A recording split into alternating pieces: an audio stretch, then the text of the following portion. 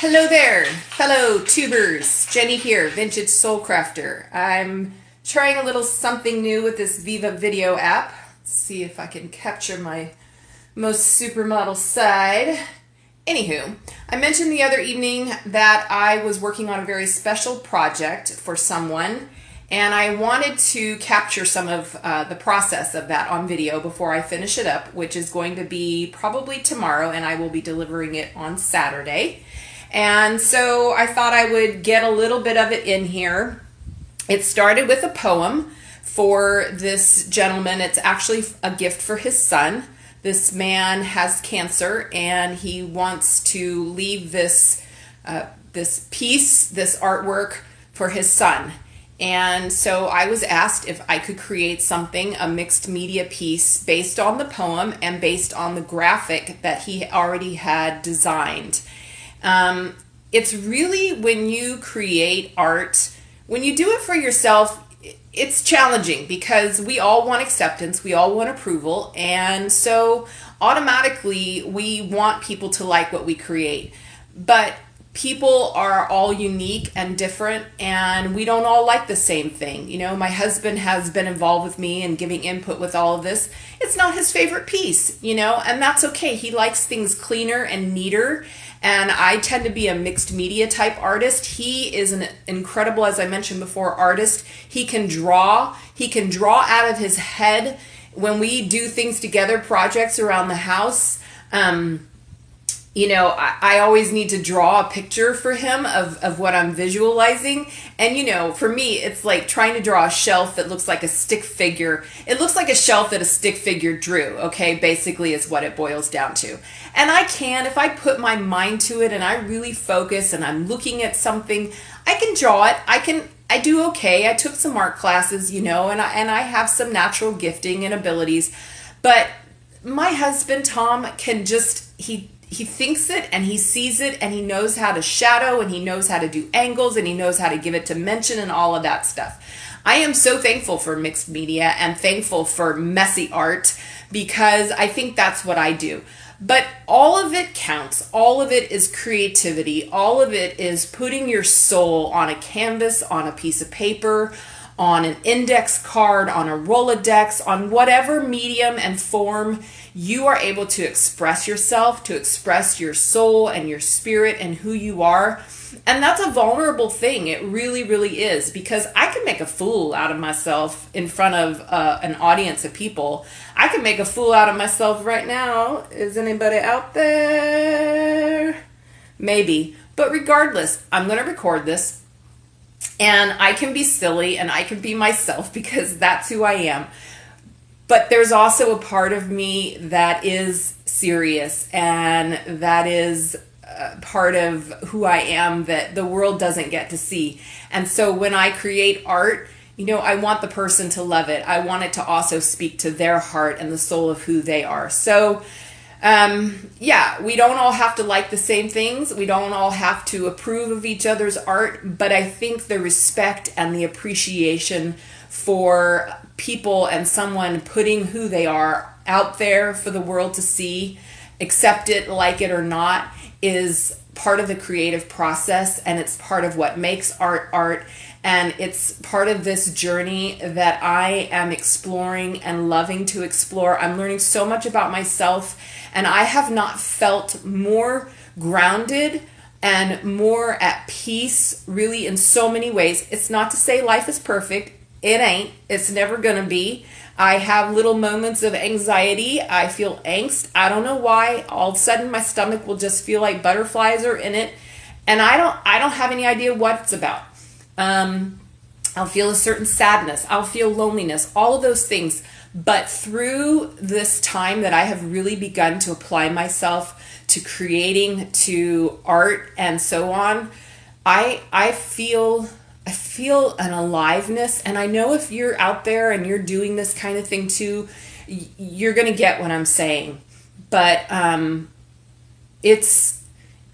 think because we are created in the image of God and in the image of an almighty creative God. I was starting, my arm was getting tired and it was dropping down. You were going to see up my nostrils, but I did make sure that my nose was clean before I film this. You don't really need to know that. But anyway, I think because we are created in the image of an almighty God who is the creator, he created everything seen and unseen.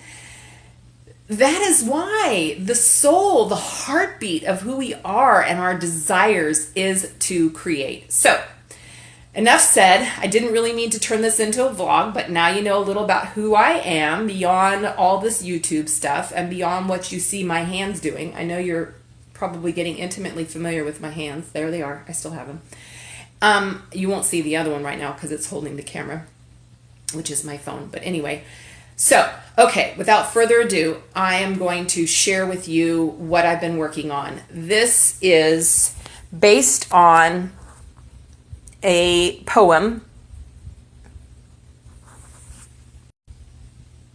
Okay, so, sorry, I was trying to figure out this app and how I can cut it, turn the image around, and continue to share. So here is the poem. It is called Bluebird by Charles Bukowski.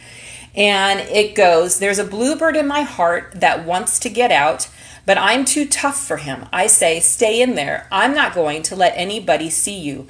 There's a bluebird in my heart that wants to get out, but I pour whiskey on him and inhale cigarette smoke, and the whores and the bartenders and the grocery clerks never know that he's in there. There's a bluebird in my heart that wants to get out, but I'm too tough for him, I say. Stay down. Do you want to mess me up?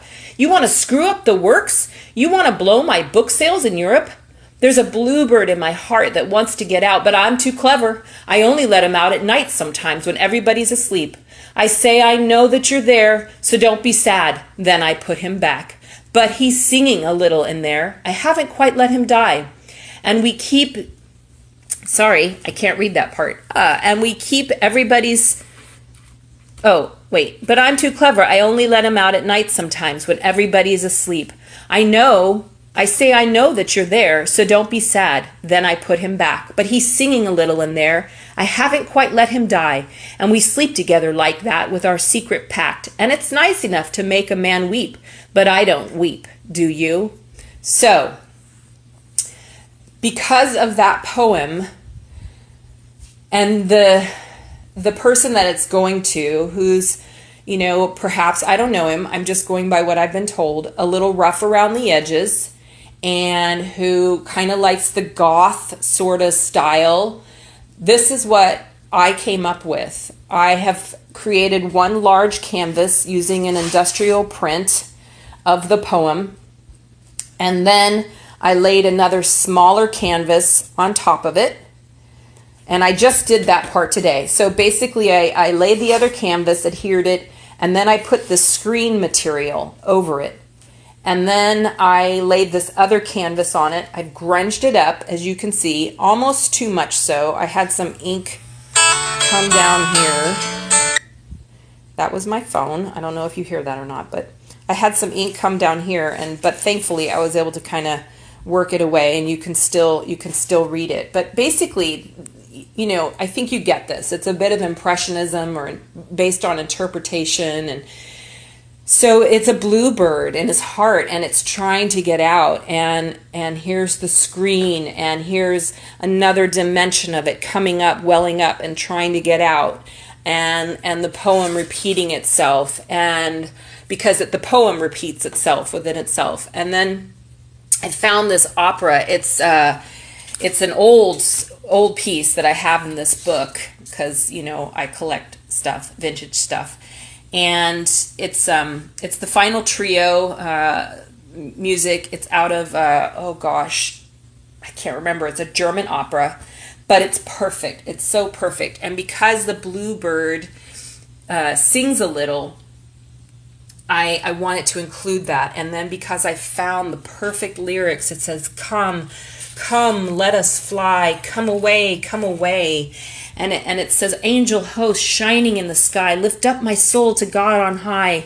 Kind heaven, let my sin be forgiven. O God, piteous soul unshriven. Angel host shining in the sky, lift up my soul to God on high."